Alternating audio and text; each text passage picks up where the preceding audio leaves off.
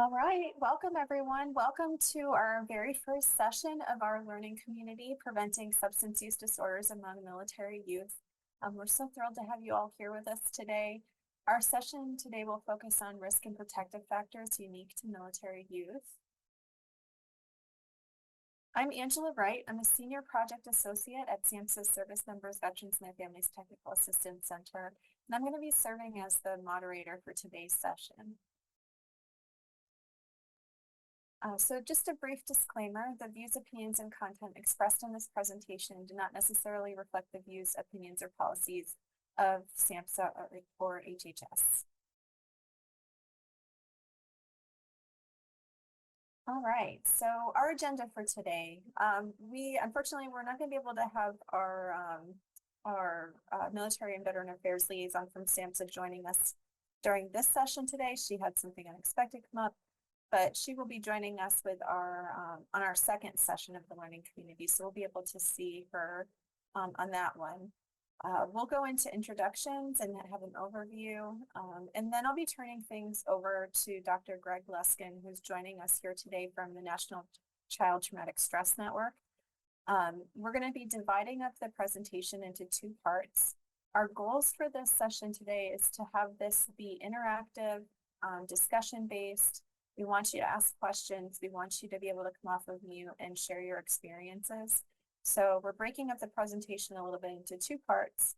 We'll have 2 rounds of Q&A and facilitated discussion, and then we'll wrap things up by 3:30 p.m. Eastern time. So to set our space for today, we want to just go over a couple of ground rules so we can have an inclusive environment for our session. If you would please set your name to how you'd like to be called during this meeting, that would be wonderful.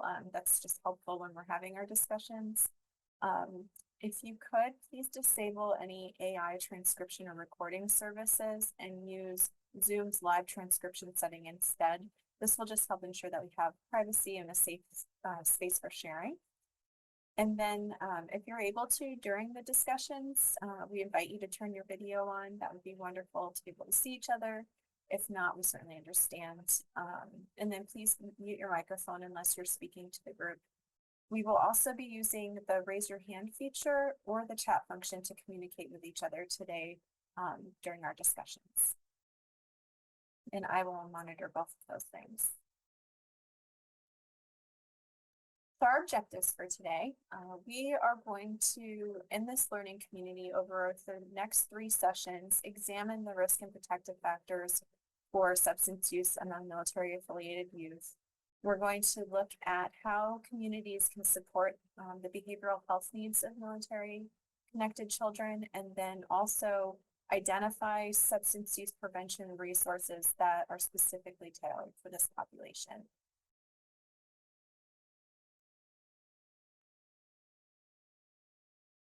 So with that, we invite you to introduce yourself in the chat. If you could take a moment, please share your name, what agency you're with, and where you're from. Are you coming in from a state, a territory, a tribe? Please share that in the chat, and welcome to everyone. I'll give you just a moment to do that.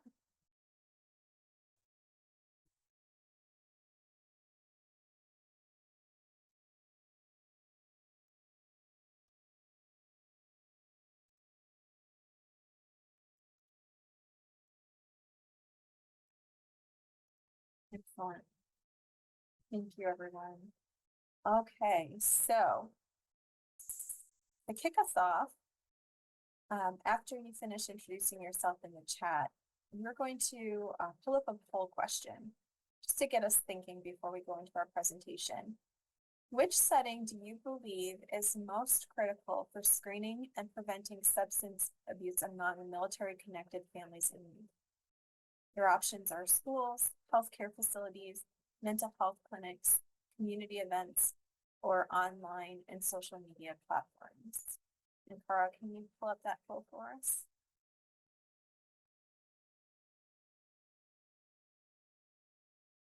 Angela, are you able to see the poll? It is giving me an error message right now. Yeah, I'm not seeing the poll. No. Well, 1 second. Sorry, everybody. No problem. Most folks are working on introducing themselves in the chat anyway, so we'll give them more time.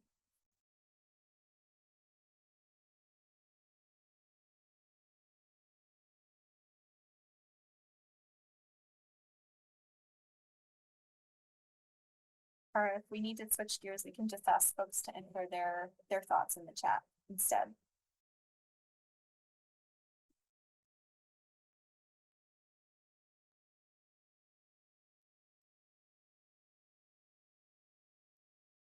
So sorry, I was unable to mute myself. I am having some technical difficulties, so if you don't mind entering your reply in the chat, that would be great. Thank you. Thanks, Farah. All right, so let us know what you think. Enter 1, 2, 3, 4, or 5 in the chat. In which setting do you believe is most critical for screening and preventing substance abuse among military connected families and youth? All of them.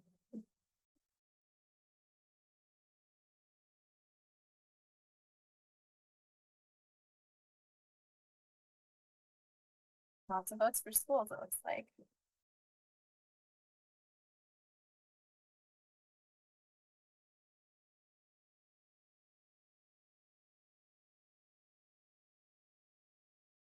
All right, well, keep your votes coming. I'm going to introduce our presenter.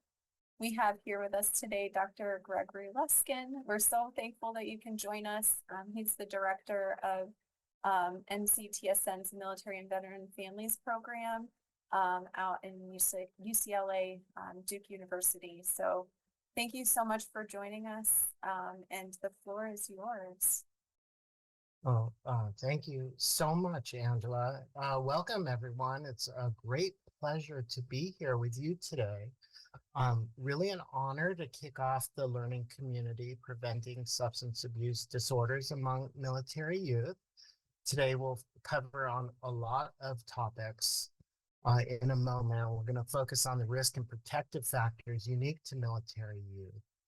I really just want to say, how much I appreciate kind of our focus on military kids and looking at substance abuse. My interests are really to maintain a dialogue, a conversation with professionals, with parents, with the youth themselves about the unique challenges, as well as the opportunities that come along with being part of the military and a military family. That these unique experiences and challenges and opportunities kind of can take youth, can bring families into experiences that are both unique, challenging, and can be stressful. And so we are interested in maintaining and bolstering the mental health, the well-being, kind of our ability to identify and provide support to these families, the military families and families transitioning into veteran life as well. So we'll talk about a number of risk factors today, the unique risk factors that military families face as they move PCS or military families separate as a result of deployment or training, and just the impact that those experiences may have on the youth. And this particular area I think is of great interest, is kind of understanding, thinking about development, child development within the military context, and associated risks, including substance use and substance abuse by military families. So we're going to be looking at some data and thinking about strategies to support these youth. And obviously our aim, our goal is the maintenance and well-being of our military families as a whole, and for the military kids themselves. So let's go to the next slide where I could describe a little bit about my organization. I am the program director for military and veteran families for the SAMHSA funded National Child Traumatic Stress Network. It's a SAMHSA funded initiative that provides really a network of programs throughout the United States with the goal to improve the lives of those who've experienced trauma, for children and youth who've experienced trauma and their families, with the goal for our programs to focus on ways to help bring support to military kids. And we do that in a few different ways. We work closely with those serving military families and children in the community, as well as work with those from the DoD side, also the active duty side of the house. So and oftentimes try to bridge those two areas. So be able to think about how community supports are important, how partnerships are important, how working together as a coordinated team with military and the community is really an important part of a holistic continuum of care that is required, I believe, to address the needs of this particular population. So honored to serve in this role, honored to be a part of the NCTSN. Next, please. And we do develop materials.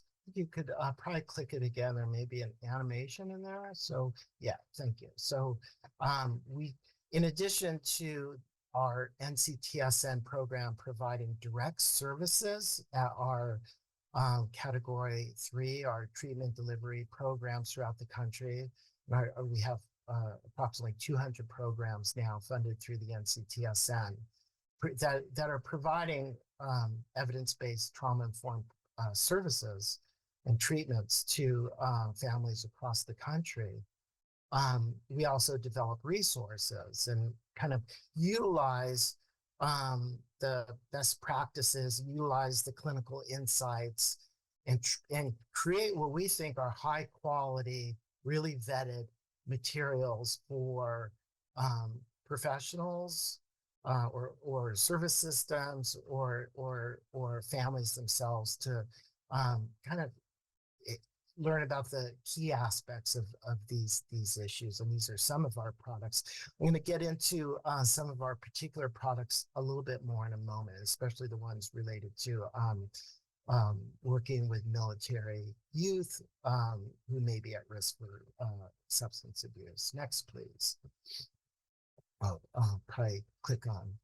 And we could click again, please. So we're going to start with just some kind of broad findings, like where are we as a nation in terms of understanding adolescent substance use. So this is updated to 2023. Well, first of all, let's start with the idea that adolescence is a period when youth begin to try new substances and do risky things, including experimentation with different types of substances, including tobacco, alcohol, illicit substances. This is kind of a time that during development where this can take place. And we'll then kind of look at child development, adolescence, and its intersection with some of those unique challenges and risks that are associated with for military youth themselves. But these are kind of the recent national findings, the monitoring the future study from NIDA, University of Michigan, really where they're kind of tracking over time drug abuse among youth. I'm going to just read some key findings. The percentages of adolescents reporting any illicit substance in 2023 remained below pre-pandemic levels reported in 2020, with 10.9% of 8th graders, 19.8% of 10th graders, and 31% of 12th graders indicating some type of use, any use in the past year. That can include alcohol, nicotine, and cannabis. So this continuity suggests what we're seeing is a stable or even slightly declining trend in illicit drug use among young people over the past several years. However, there has been increased danger despite lower usage, and the study found that a concerning trend is the dramatic rise in overdose deaths among teens, primarily attributed to things like fentanyl contamination and counterfeit pills. So that while overall drug use has not increased, the risk associated with substance abuse has escalated. Substances of choice, the survey highlights alcohol, nicotine vaping, cannabis is the most commonly reported substances among adolescents in the past year. Notably, the use of alcohol saw a decline among 12th graders, while nicotine vaping declined in older grades, but remaining stable in 8th graders. So I just want to kind of like hope you're tracking the trends. Hope you're thinking about systems and kind of setting up where you might want to kind of target your prevention efforts or messaging. Cannabis use remained steady all surveyed grades. Did want to mention Delta 8 THC usage. If you've not heard of this, for the first time it's been studied with 11% of 12th graders reporting use in the past year. This kind of underscores the importance of monitoring emerging substances to better understand their prevalence and impacts on youth. Delta 8 is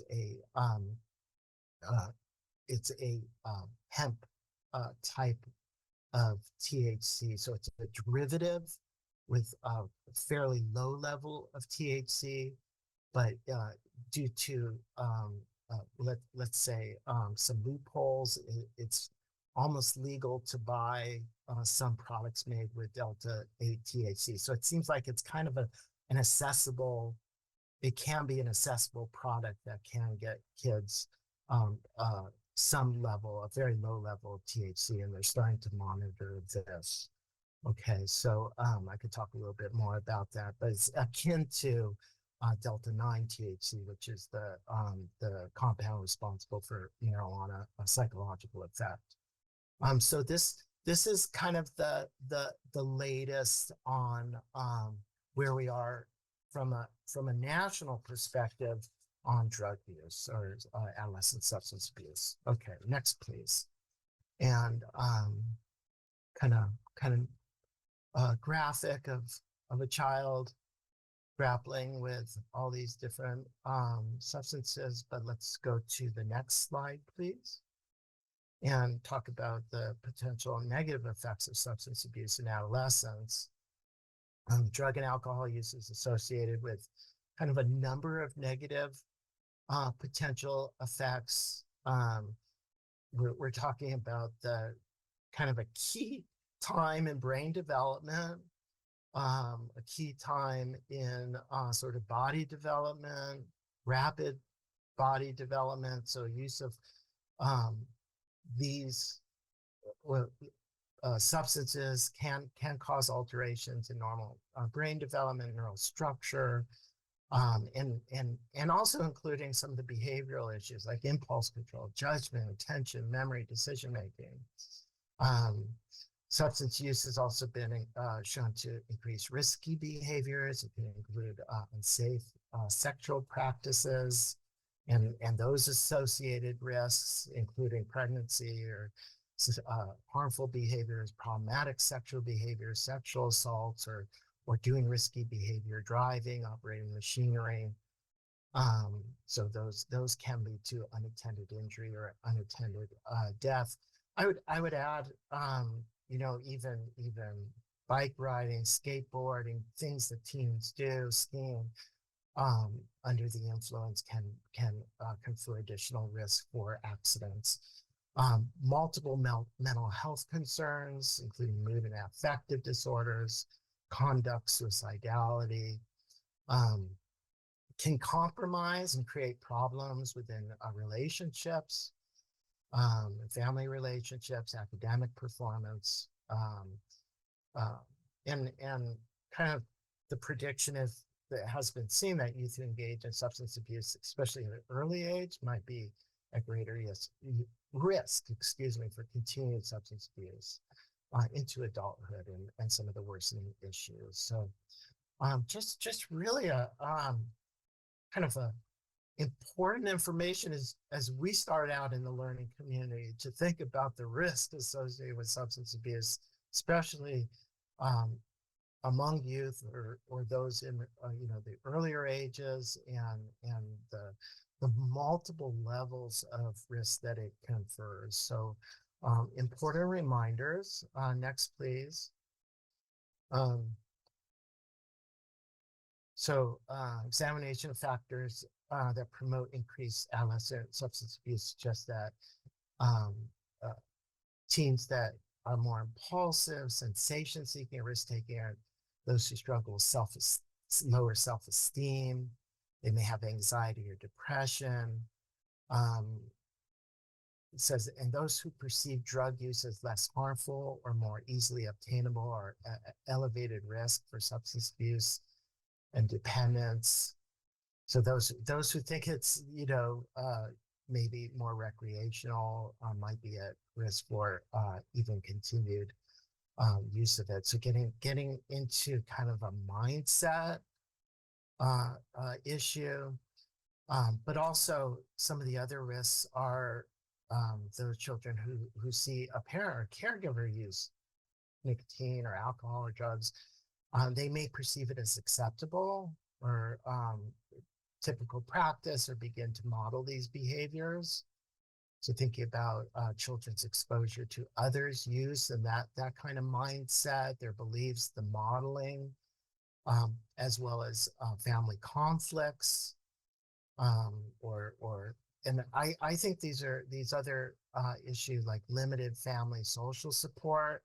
I would add kind of a slightly different frame to that, but like lack of supervision, lack of a parent, or even to put it into more real kind of terms, parents that are stretched are working and kids who are at home taking care of themselves or kind of butting up with peers and using drugs in the afternoon, or those are the kinds of real world things that we're seeing that when you combine these factors kind of increase risk. But poor child parent relationships too, distant parents, conflictual relationships that kind of plant the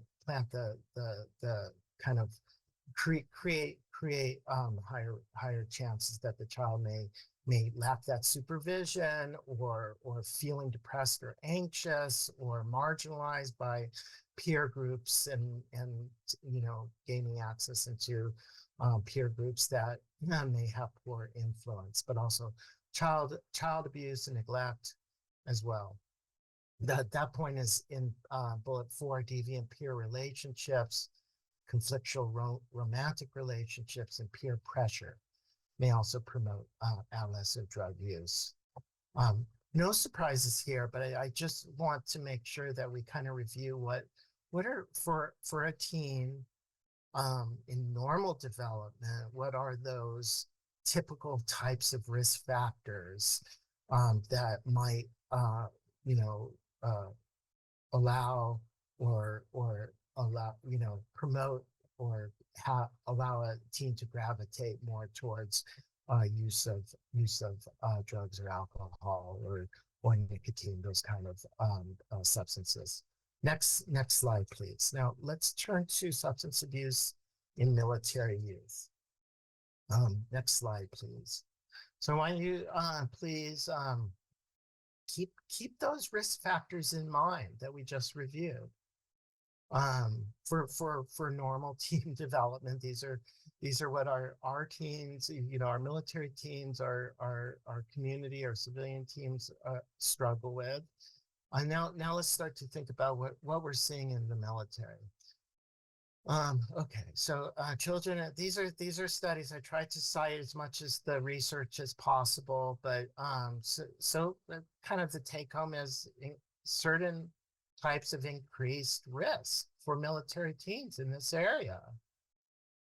Children from military families represent a risk group military-related adolescents are significantly more likely to report lifetime and current substance use than youth from civilian families. And that's been reported in a number of studies, and including kind of the illicit substances. So not only the kind of nicotine, vaping, the alcohol use or cannabis, but also across a number of even kind of more narcotic related usage.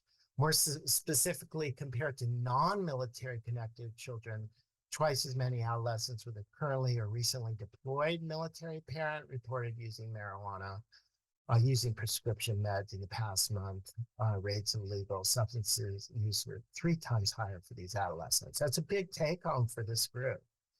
That especially, and I kind of we'll get into the causal factors here, but you're kind of seeing based on some of the earlier slides, some of those issues colliding here with a deployed parent, separated parent, potential for a distressed caregiving parent, or less possibility of less supervision, greater anxiety, depression, all kind of factors that may be related to a child's use of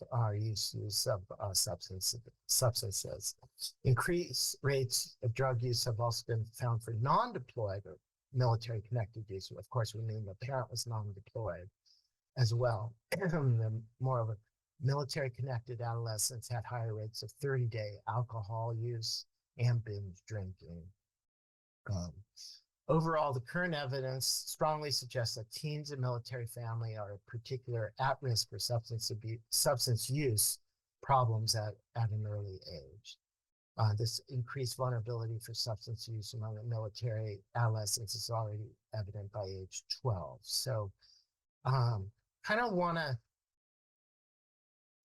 just highlight some of the takeaways here about what we talked about earlier, what we're seeing with the military, what these findings are, that we are seeing like some evidence here of increased risk for substances within the military youth population, even at an earlier age. Even in some areas of particular concern, including during deployment and even in the alcohol use within the last 30 days. So some important takeaways. Next, please.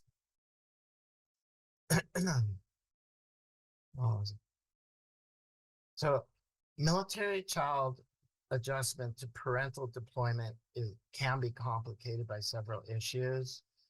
This is also from a lot of research done, especially around Operation Iraqi Freedom Operation during Freedom, when we had a heavy troop deployment, and we were seeing repeated deployments, extended deployments, stress at home. And we were really trying to understand the impact of that stress at home on the child, and we're able to determine, number of deployments, or even the length of deployments from a research perspective.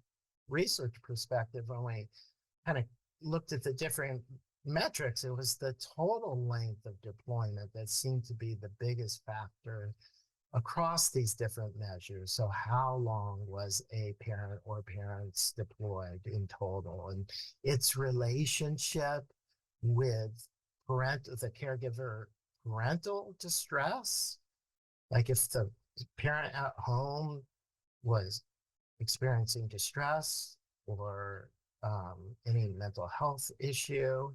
Sometimes we're seeing those issues significantly exceeding the service member's distress, the deployed service member distress. We often saw that was equated to the child distress as well. A majority of military service members report that their child experienced separation anxiety.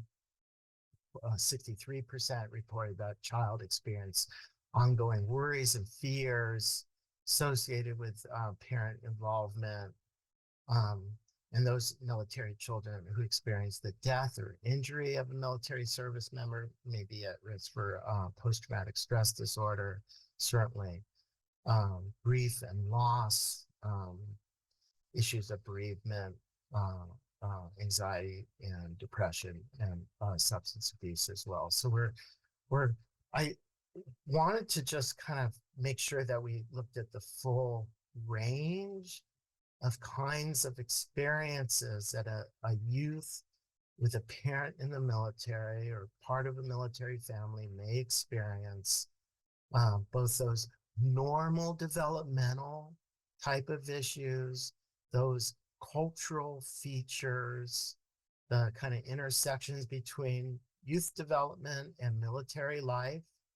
And we know, we talk to a lot of military kids who will talk about the incredible opportunities that they have when they travel, when they meet new, or go to new places, new adventures.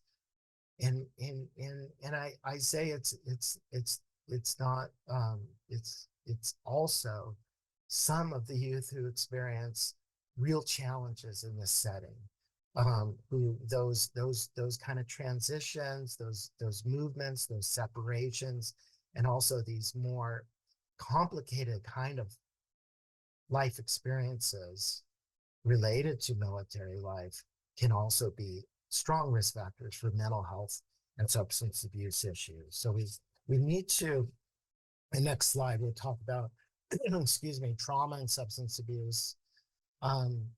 Excuse me. For many youth, especially those who've experienced a traumatic life experience, substance abuse may serve as a way of coping or self-medicating with traumatic stress or reminders. Excuse me.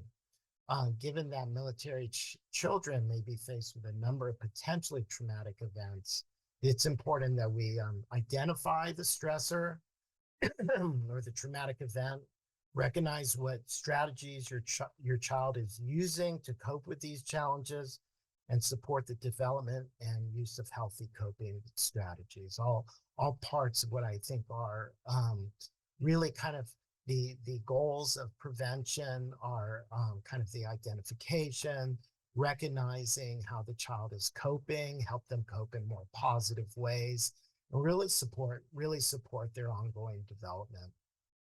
It's also important for caregivers to be aware that alcohol or drug use may also expose children to other potential traumatic experiences that we've talked about. So children who use substances may find themselves in unsafe or dangerous situations, such as accidents, assaults, or overdoses.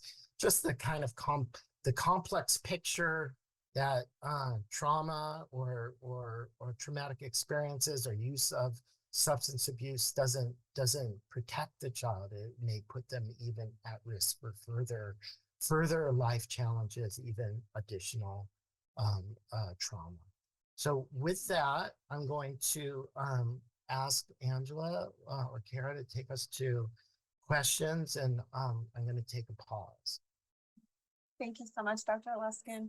So this is our first round of Q&A. We'll have a second round after the next portion of our presentation. I appreciate you giving us the kind of national picture, the trends that you're seeing out there, and how it interrelates with a military service and military connectedness. And so I invite those who are participating today, if anybody has any questions or if anything resonated with you, if you want to come off of mute, please raise your hand. You can also type in the chat as well.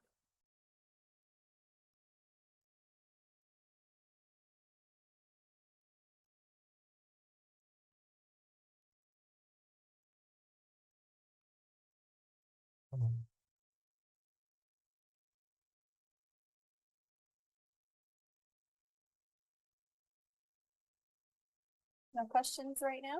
Well, that's okay. We have more time. So if something comes up and you want to put it in the chat, we'll make sure that we address that question. Oh, Pete, I'm sorry. I didn't see your hand raised. Go ahead. That's all right. Hi, how are you?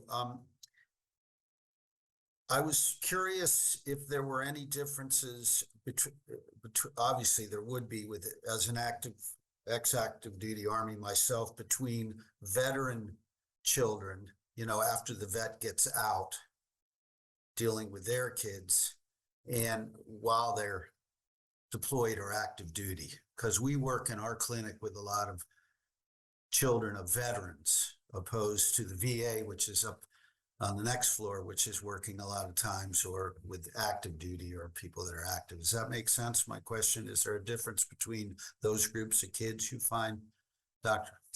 Yeah, great question, Pete. Thank you for asking. And it's a really important issue.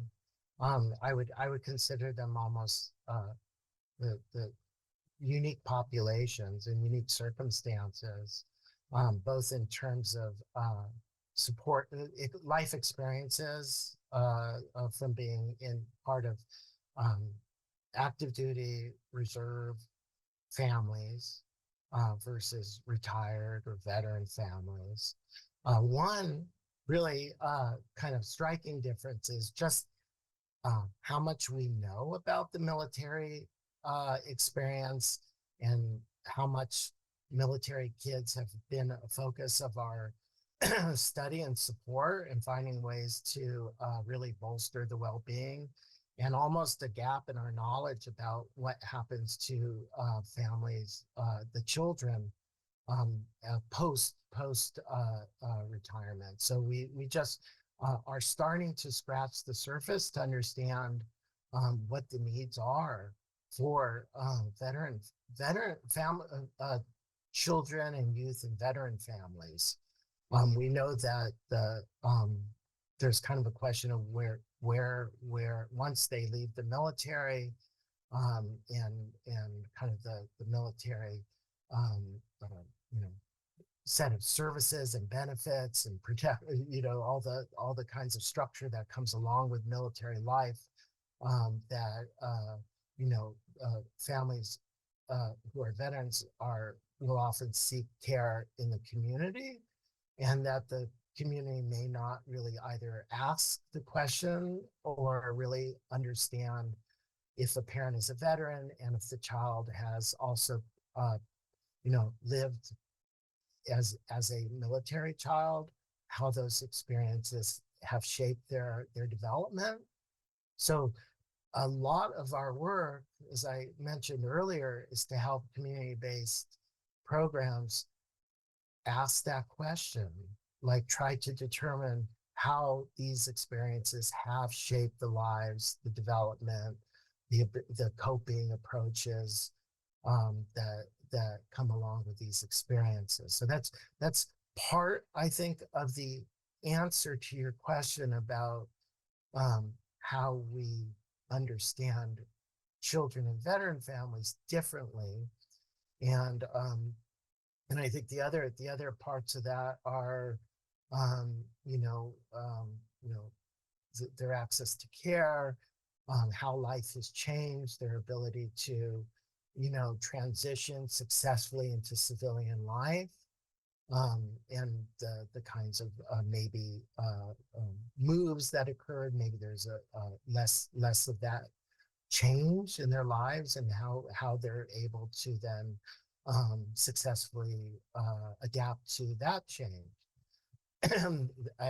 I'll make one more point. I think this is an important point, is that there may also be kind of more family changes. We see greater divorce rates in veteran life than we do in military. So it may be that there's children who are part of a family with a veteran who didn't experience that military life. So there's no one size fits all, and it's important for us as a community, as civilians, as providers, supporting these families to really understand all those dynamics within the family, and also understand the youth perspective. Okay. Thank you for that question, Pete. I see there's a couple of comments in the chat. I appreciate that. So just throwing it out there to the group. How do the unique stressors faced by military connected youth contribute to substance abuse? And I know there's several people on this call who are part of military families, so we'd love to hear your own experiences and how you feel that that's happened within your own family or people that you know. So thanks. I think Laura said in the chat, I'm a military spouse. My husband was deployed a lot when the kids were little, but it didn't affect them until about 12 years old, and they had been holding it all in. And then Deb shared that I would think that many military children feel a sense of loneliness, frequent moves inhibit ability to foster solid, lasting friendship with peers. I can't imagine how lonely that would feel as a kid. So lots of risk factors stated there in those examples. Thank you for sharing, both of you.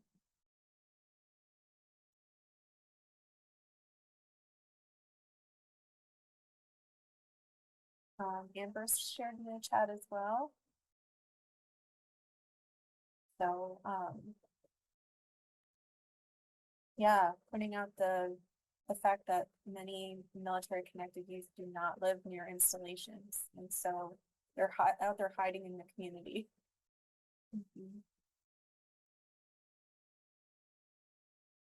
Thank you for sharing that.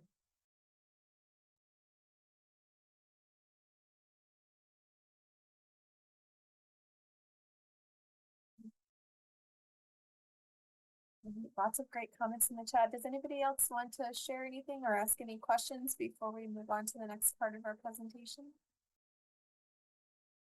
You want to come off of mute? Thanks, Dana, for your comment too.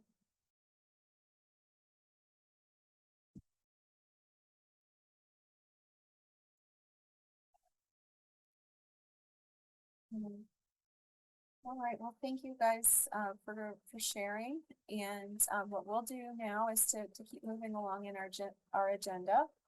And I'm going to turn things back over to Dr. Luskin to now talk about substance use prevention in military youth. So we've taken a look at the problem. We're going to be looking at some prevention resources in this part of the presentation. Dr. Luskin, the floor is yours. Thank you so much, Angela.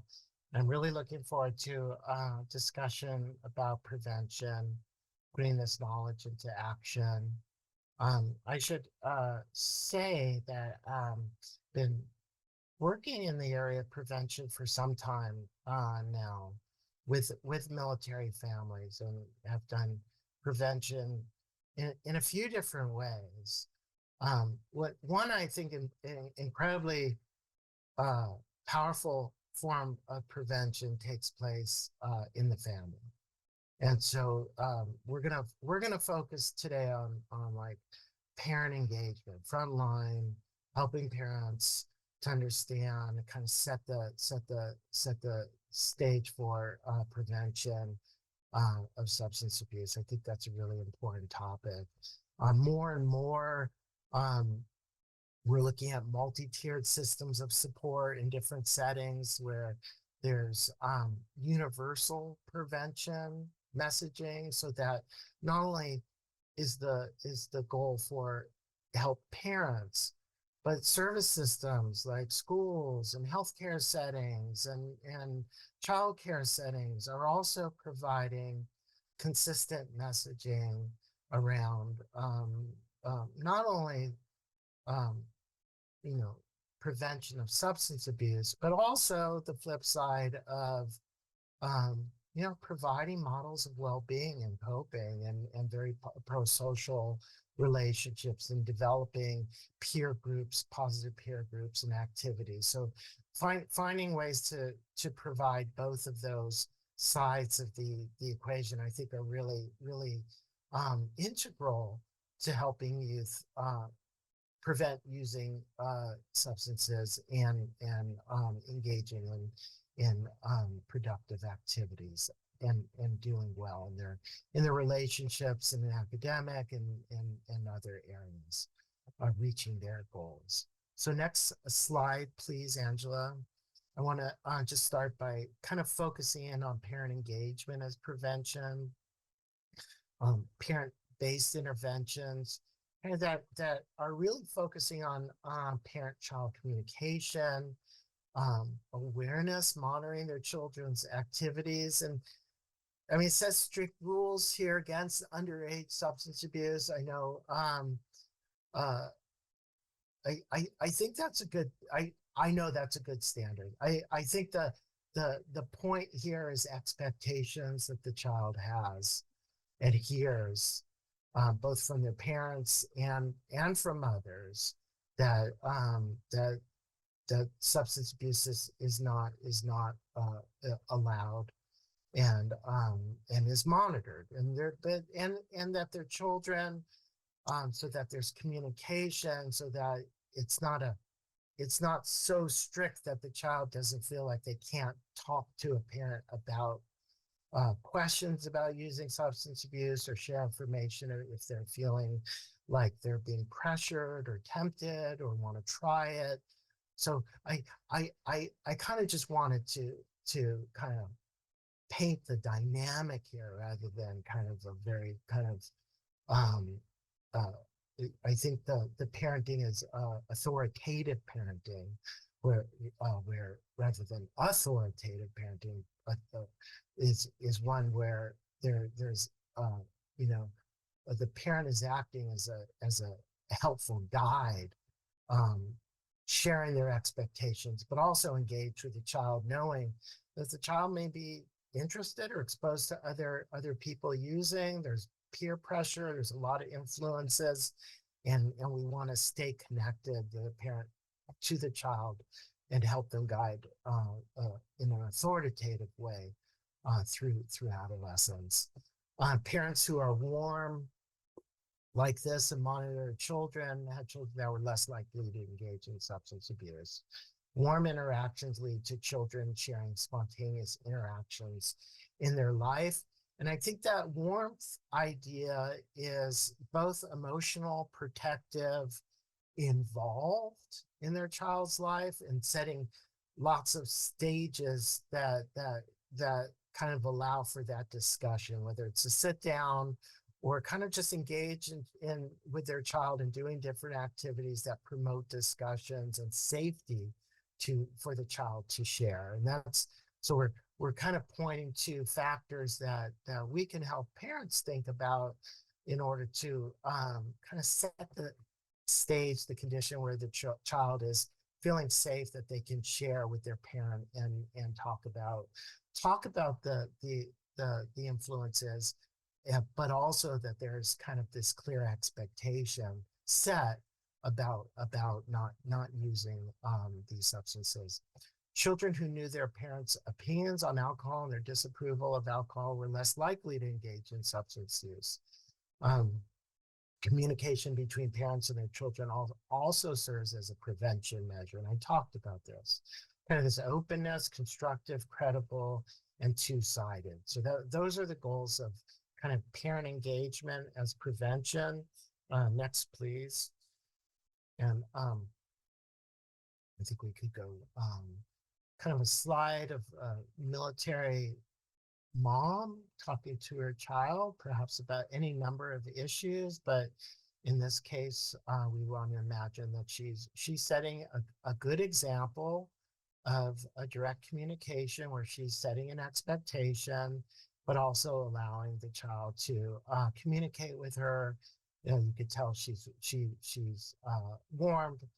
She has warmth, and she's created the conditions of a safe discussion. Next, please. We've written in the NCTSN, like I started, a number of fact sheets to help promote these exact how to create these kinds of dynamics between a parent and a child. So in our Understanding Substance Use fact sheet, we provide a goal for parents, and in a moment I'll also share with you some of the talking to your child about substance use. And it's really formed on a non-judgmental but yet concerned, loving stance that conveys a parent's care, you know, their worry and desire to protect the child. And the goal is not to interrogate or accuse or scare or criticize a child. All kinds of conditions, I think, that may actually lead the child to feeling less protected or more in maybe sort of distant from a parent and what they know about substance abuse, including their exposure and coping strategies to avoid substance use. And to help facilitate this conversation, this fact sheet generates a number of open-ended questions parents can use to start off this important conversation. So if you could take us to those talking points, I'm going to just read a few. But we felt like it was really important. We worked with substance abuse experts and military family counselors, trauma-based clinical counselors to really wordsmith. And we've done this actually for substance abuse, trauma, and suicidality, where we tried to help parents to kind of use the words to check in with their children in a way that kind of reflects some of these ideas. So I know I'm going to kind of just read a few of them. I know that kids drink and try drugs at parties or when they hang out with friends. I also know that there's sometimes pressure to join them. What do you think about that? What do you know about the effects that alcohol or drug use can have on a person?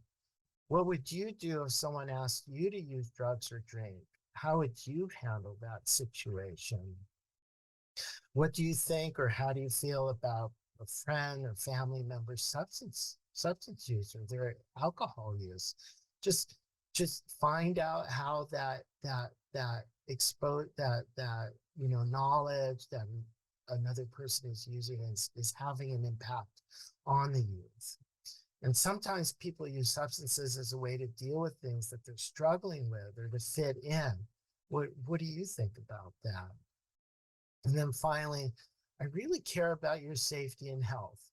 What is it like talking about alcohol, drugs with me or us?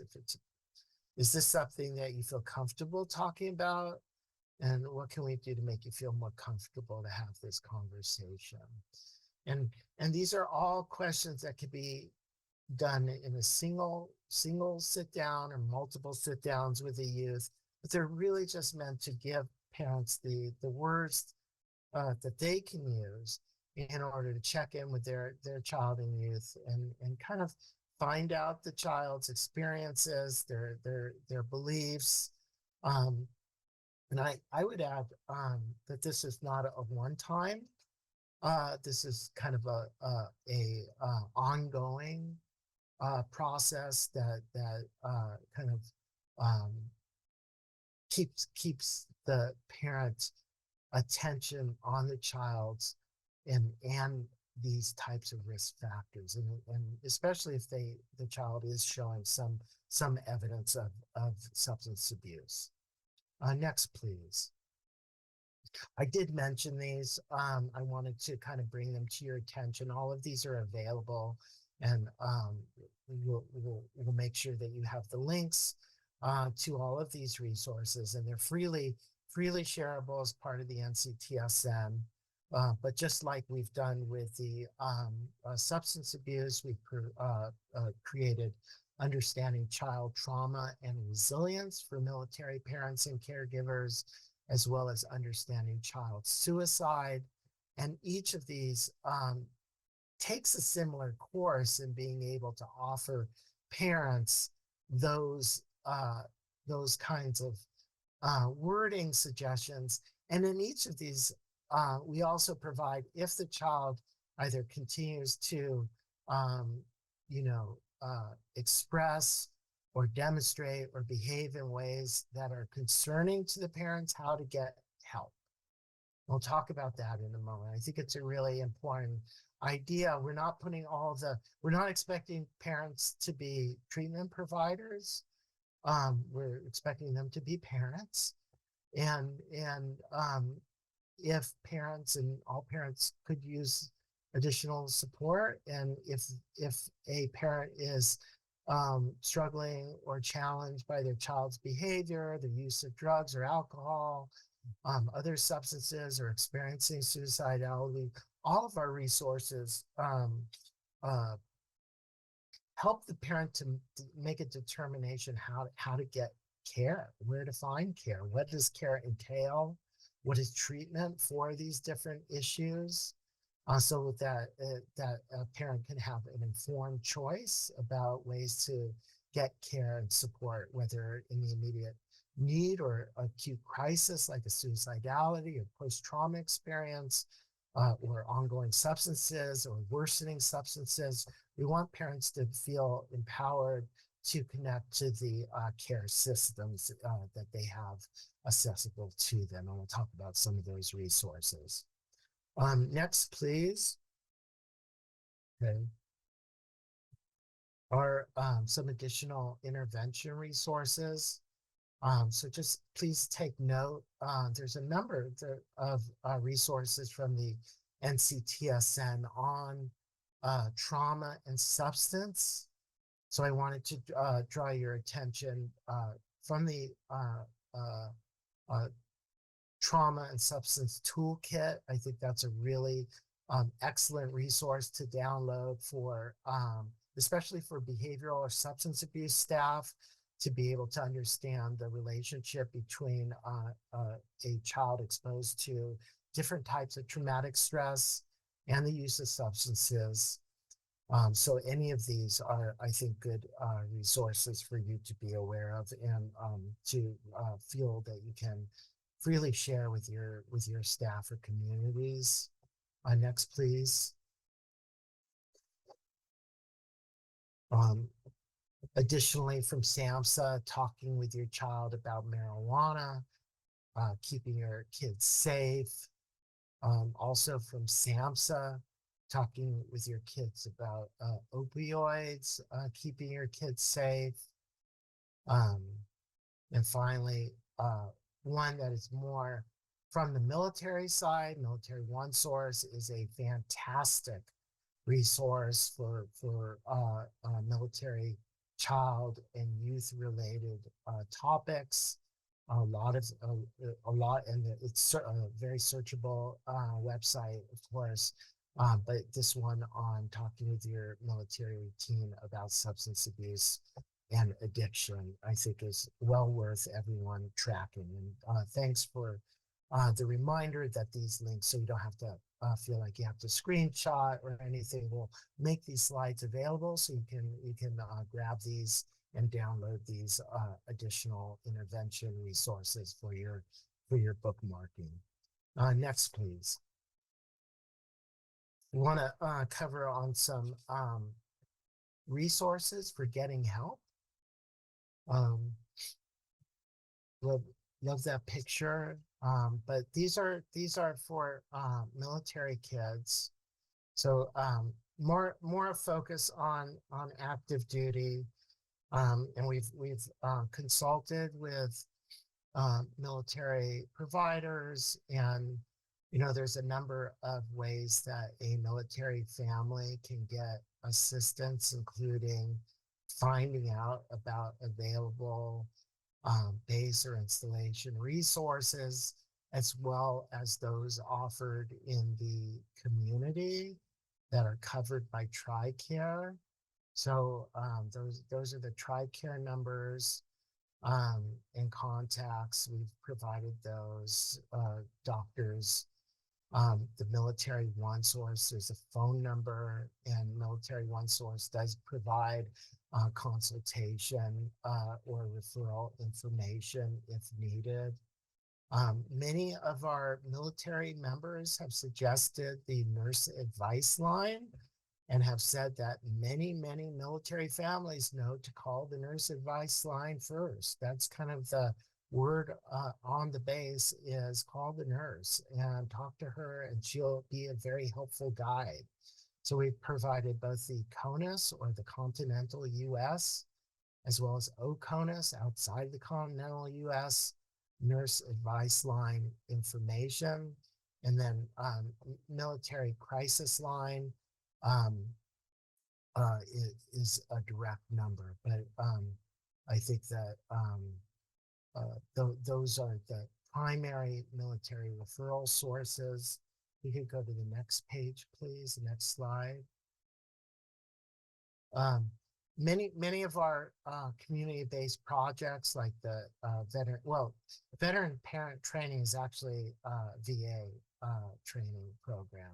It's an excellent expert-based program, but not community. This veteran parent training is a VA resource. So I appreciate if you're interested in thinking about, as Pete mentioned earlier, a lot of our participants today care for the needs of veterans and their families. Many veterans will report parenting as a top priority, and care for their children. This is a resource just for those parents who would like to learn about being a better parent. I do want to also mention the Cohen Veterans Network across the country as a really excellent resource. There's many excellent resources, many really excellent outpatient or even some residential programs, including for teens. Cohen, I think, is an excellent outpatient mental health resources that is providing services to many military and veteran families and their children, including adolescents and youth and adolescents. So really a great program, and we so appreciate all that they're doing. You can take note of some additional SAFE project resources. Next slide, please. And thank you for everyone who's wanting to share additional resources. There's so many resources, and I really encourage you, as maybe as a post session activity, is to start creating your list of, if you haven't already, there's probably some lists, but maybe updating your list of contacts of some local resources that you can rely on for your referrals, or coordinate with your military base, your VA, your vet center. Not just those numbers, but who's answering the phone. Get to know them. Let them know that you're the position you're in and what you're doing. It behooves all of us to take the lead on this. So I'm kind of call to action: be the leader in your community, and serve it. There's in my mind no higher purpose than leading in this way to help support, coordinate your resources at the state or local level. And this is an ongoing resource. I'm hoping that many generations from now we'll be continuing to have the same conversation as a requirement for our communities in order to care for our military, our warriors, their families, and the kids. I want to point to, and I always include the SAMHSA Substance Abuse Treatment Locator, findtreatment.gov. It's a really wonderful search engine. Please bookmark this.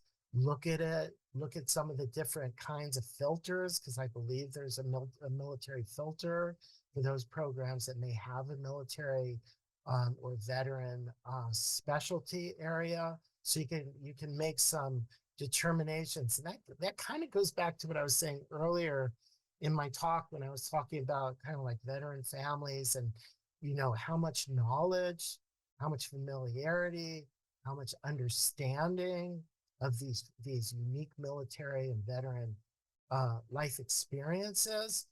It goes to engagement. It goes to sort of understanding the full picture, appreciating, respecting the full life experience of the family and the children, what they've been through, what they're going through, to have those lenses.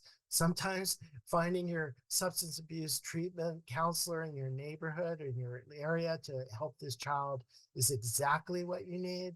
Other times, maybe it's a fuller appreciation for military culture. It's helpful to have these resources in order to support our families. Next slide, please.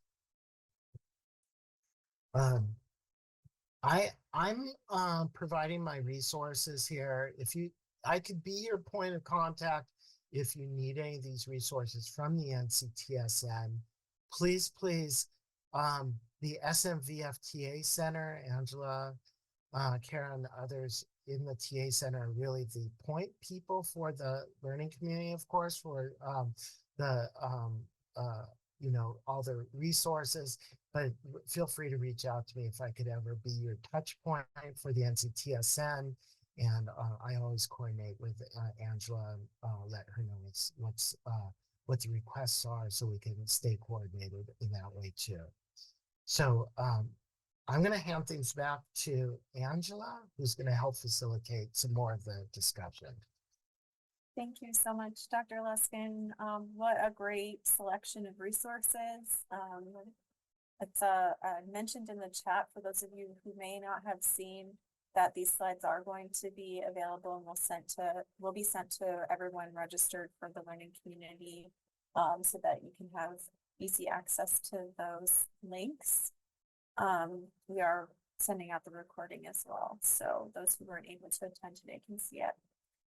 So what we're going to do next is we have some time for Q&A, and then we'll be putting out another facilitated discussion question before we wrap up today. But I just wanted to offer some space and time if anybody had any questions for Dr. Luskin based on the second half of this presentation, or if there was anything that came up for you from even the first half that as he was discussing.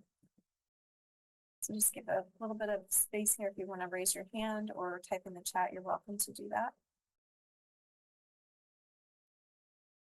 While people are thinking, Dr. Luskin, there was a comment in the chat that I was wondering if you had any insight about with your work with lots of different military organizations. Amy says in the chat that it occurs to me that I've never seen any kind of transition care or preparation for families when an active duty parent is leaving the military, so separation of service kind of things. Do you know about any resources like that for families and children as people are leaving the military? I think that the military member upon transition may receive a lot of information and preparation on base installations related to that transition. And I think some of the information is also provided for their families to equip them with the immediate transition. But I think that we're probably not capturing the full range of needs, the emotional, the child, the kinds of things that family might need in going into the future post-service. So I think that I think the military does some transition support, but I think that that's part of the issue. I would mark that as probably the single greatest transitional point for a family going post-military into veteran life. So I think that part of that responsibility then relies on our community. And I think that becomes a more diffuse situation. I don't think there's necessarily a central, the VA obviously provides a bulk of that care for the veterans, but in terms of the family, I think the families are oftentimes left with a lot less support for their own needs. So I think that's a gap. I think that's a gap that we as a community need to take ownership of. I think we need to understand that experience much better. I think we need to both honor, the service, recognize the contributions, the sacrifices, but also coordinate and be able to offer the transitional support that families need. So I'm gonna stop there. And Angela, I do see some comments and some hands raised. Yeah, Laura, I see your hand raised, and then I'll go to the next couple of questions in the chat. Go ahead, Laura. Thank you. I actually just wanted to comment on that. My husband retired in 2009 after 20 years in the Army, and they gave him nothing when he left, and let alone the family. I mean, all he was told, because at the time there was a lot of violence against spouses when guys were returning from deployments. And they just told him, don't kill your wife, okay? Bye, go ahead. I mean, there was nothing when he left the military. And the families for sure get nothing. And like someone said earlier, we're in a state that has like no military bases. So there's so little support here. And I'm very excited to go find these resources because this is a huge gaping black hole for military families. Thank you for sharing your experience, Laura. I know that that's a common one across families. I know that there's been efforts made to make improvements over the years, but there's still a huge gap. I saw, Ashton, your hand was raised too, did you? Let's see. Let's go to the chat here.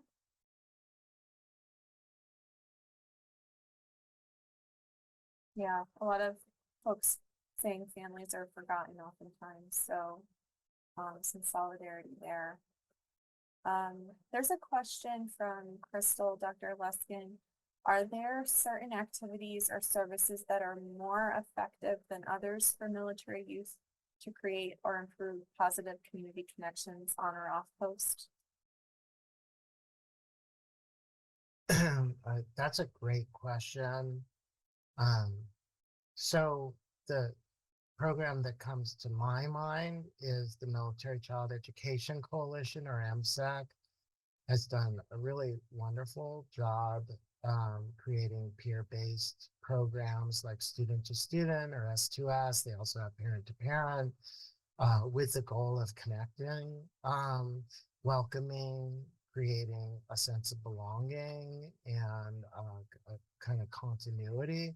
So just seeing and recognizing that the movements themselves and change and flux are a constant in the military. The MSEC stood up on the principle of, are there ways that we can help students to feel more welcomed? Are there welcoming practices? Are there ways that peers can support one another in that process, or when they're leaving, have, healthy goodbyes? If a peer is struggling, ways to find help.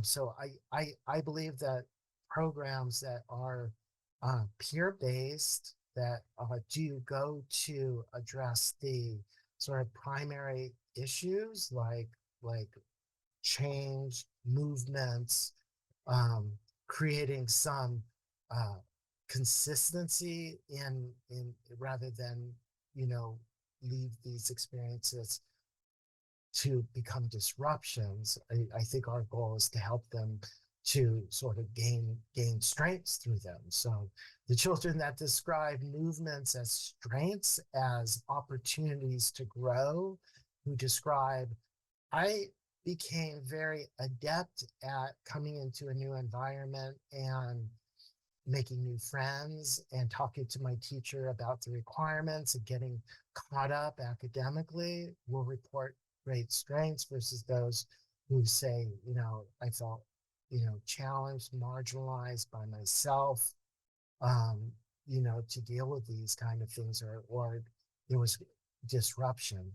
So my point is, there are programs in place by organizations that are effective to helping teens maintain those kind of very pro-social, and strength-based approaches, which is really the focus of our work.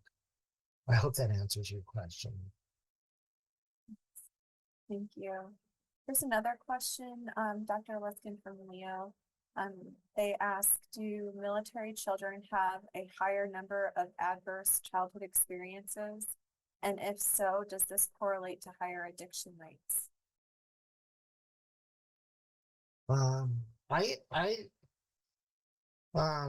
don't know if like I've seen a study to count ACEs among military kids. What we've seen, especially out of some of the data from like the schools data from USC, is more that military children in school settings, military connected students, seem to have higher odds, greater risks of certain types of issues rather than exposures. So that, I've not seen a study, maybe others have seen it. I've not seen a study that has said military connected youth have more ACEs, or they're exposed to more different types of traumas, as much as they're at risk for these different behavioral outcomes, one I'm hearing, and this is pretty recent, is rather than ACEs, that military kids seem to be experiencing more anxiety. And there was a recent study that came out of the National Military Family Association and Bloom that said that, I think it was about, sorry if I'm not, like a large number of military kids said their mental health was either just okay or kind of poor. And it was like, I was kind of struck by the increased anxiety, as well as kind of the number of military kids who were just saying they're just doing okay or struggling a little bit. So those are kind of the barometers of health and well-being that I'm seeing in this population, rather than kind of exposure to ACEs. And I would say, yes, the research, especially the USC research that I mentioned earlier, the California studies from the school data, did suggest that these kids were at risk for higher substance abuse, more recent use, the alcohol, more recent alcohol, and some other concerning issues, like I think it was weapons carrying in the school setting. So there were some metrics that seemed to suggest that these particular children felt either stress or threat, or were being challenged in certain ways that we were need to be aware of and address these issues. Yeah. And thank you, Crystal, too, wrote in the chat, Dr. Luskin, that there's some info on addressing and preventing ACEs in the military on the CDC's website, and a few webinars through Joint Knowledge Online if anybody wanted to go looking for that. So wonderful. I'll check sharing that out. Thank you, Yeah. Kristen. All right, so in the interest of time, we will move forward to our facilitated discussion and just have a few minutes to just take a look at this. What types of settings could you offer to provide prevention and intervention approaches to support pro-social behavior and development?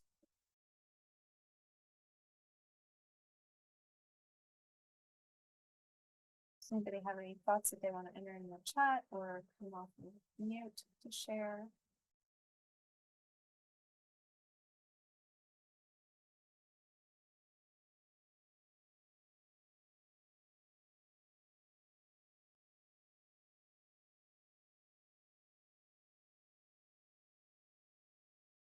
Laura? Yeah, I have found that, I know not everybody has them, but most towns or counties have like a youth, what is it, like a youth center? I think that's all is called, is a youth center, and kids can go there after school and hang out and play games and whatnot. And that was a huge help for my kids when we moved back to Massachusetts after my husband retired, because not only were they shoved into civilian life, but they didn't know anybody. So it's like I put them in these, it's not anything you have to sign up for either. They just show up after school, and it's open till like 7 or 8 at night. And it's monitored, and there's, adults there to make sure everything goes smoothly. And that was a game changer for my kids. That's a great suggestion. Thank you for that, Laura. Sure. There's a couple of others in the chat too. Crystal shared touch a truck events, and service member and family resource education events, the YMCA, like you said, Laura, neighborhood centers, Boys and Girls Club, all of those kinds of activities and resources in the community can be very helpful settings.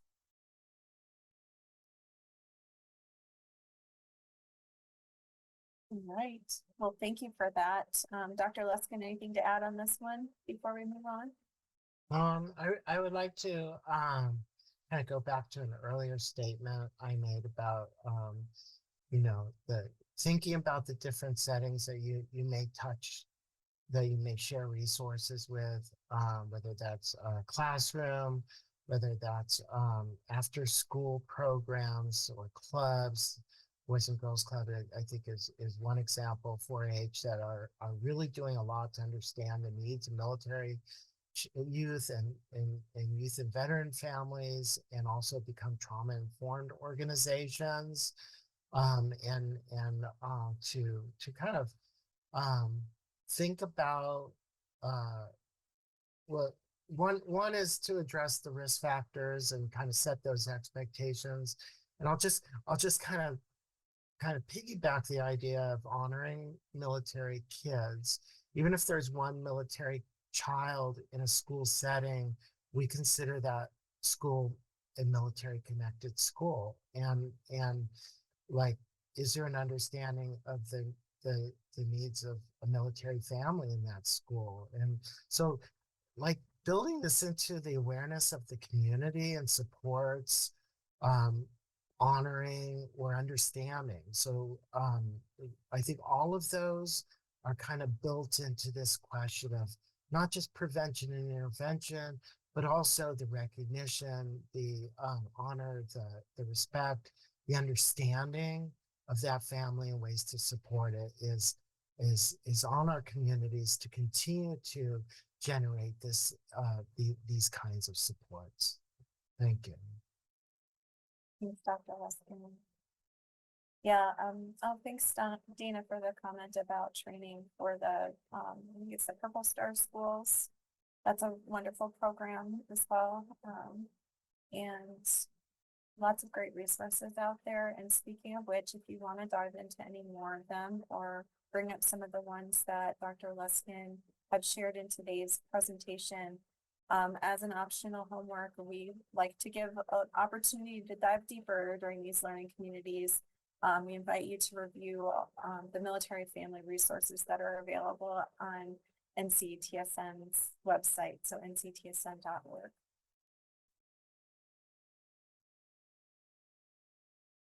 That's very cute graphic, by the way. I love the graphic. I love everything that's happening there. So thank you for that. I do too. It's a very wellness inspired graphic with all the pets. All right.